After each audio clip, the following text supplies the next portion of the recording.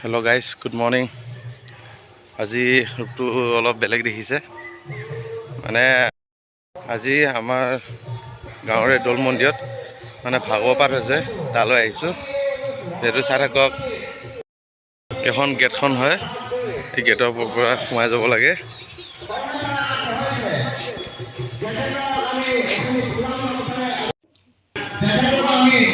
এইটোৱে হ'ল আমাৰ গাঁও দৌল মন্দিৰ। চাৰিওপিনে চাকি জ্বলাইছিল, কিন্তু এতিয়া বতাহ হোৱা নুমাই গ'ল।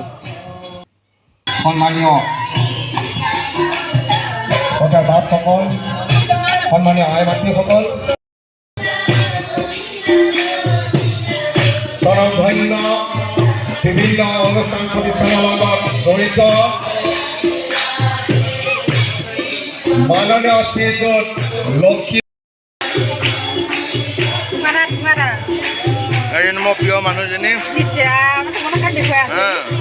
তামোল কাটিছে, প্ৰিয় তামোল খোৱা। হেল্ল',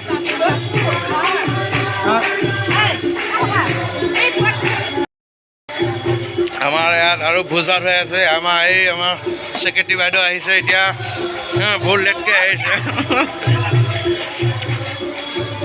ভোজ ভাত চলি আছে ইয়াত। আমাৰ মেডিকেলজন গাঁৱৰে।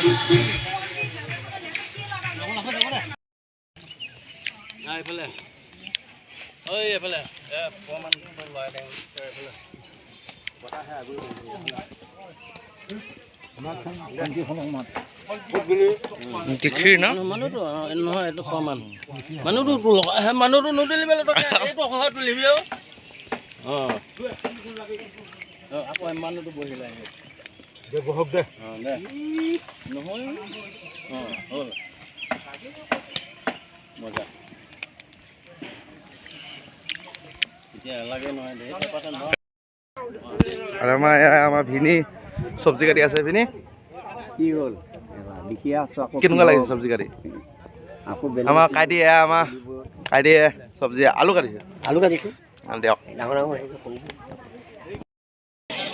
আমাক চাহ নোখোৱা? মামনি আমাক চাহ নোখোৱা?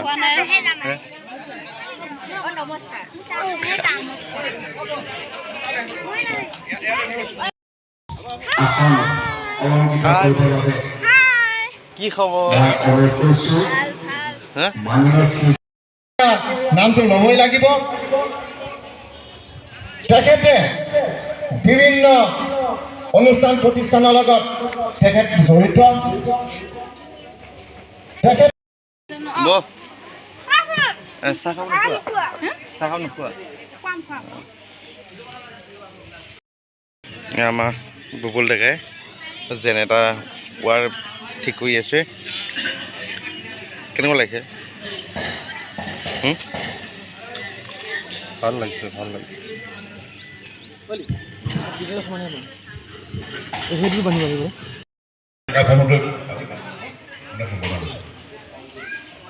সম্বৰ্ধনা জনাব আমাৰ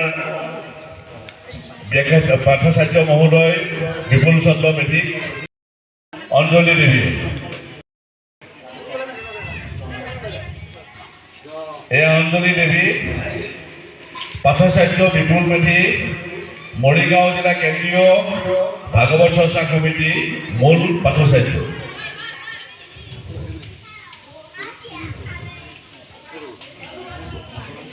ইয়াৰ পিছতে মই মোৰ ভাতৃপতি হৰেশ্বৰ পাটৰ, তেওঁ হ'ল আমাৰ ব্যাখ্যাচাৰ্য, আমাৰ মৰিগাঁও জিলা কেন্দ্ৰীয় ভাগৱত চৰ্চা কমিটিৰ মূল।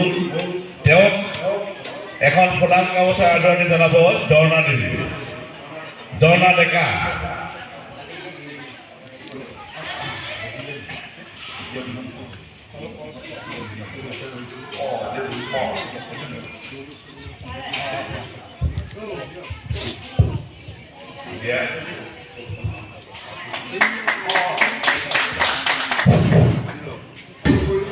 ইতিমধ্যে আমাৰ উদ্যোক্তাসকলৰ তৰফৰ পৰা চাহকাপ খাই লওঁ এতিয়া। আমাৰ কাৰ্যকৰ্তা ইয়াৰ পৰা তেখেতসকল প্ৰয়াত হৈছে, সেইসকলৰ প্ৰতি মই শ্ৰদ্ধাঞ্জলি জ্ঞাপন কৰিছোঁ।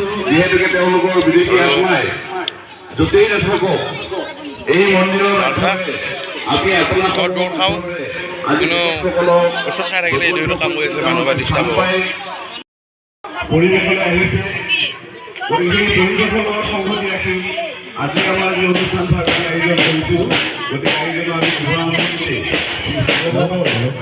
ভগৱান শ্ৰীকৃষ্ণৰ ওপৰত আমি ভাগৱত আজি ব্যাখ্যা হ'ব আৰু ভগৱান শ্ৰীকৃষ্ণৰ যি লীলা এতিয়া মানে ভোজ ভাত ব্যৱস্থা আছে ভোজ ভাত বনাই আছে আমাৰ মেধি কেইজনে নিৰামিষ হ'ব নিৰামিষ ভোজ ভাত তাতে আছে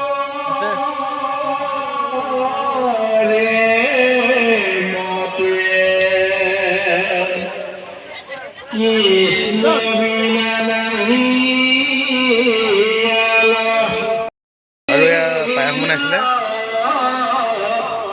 দাঙি দেখুৱাই দিওঁ নোৱাৰাই পায়স সকলোৱে হেৰি খাইছে আজি মহাৰাণা ভাগৱতে মাৰ্কেন্দ্ৰ ঋষিৰ মায়া দৰ্শনৰ এই মহা জন্তুৱে তেওঁক গিলিবলৈ আহিছে ভয়ত তেওঁ পেপুৱা লাগিছে সেইবোৰ কি জানেনে যেতিয়া আমি জীৱনটো গৈ গৈ বৃদ্ধ অৱস্থা পাম শৰীৰ যেতিয়া দুৰ্বল হৈ যাব খাব নোৱাৰিম সন্মুখত মৃত্যু ভয় থাকিব আমাৰো এটা পলয় আছে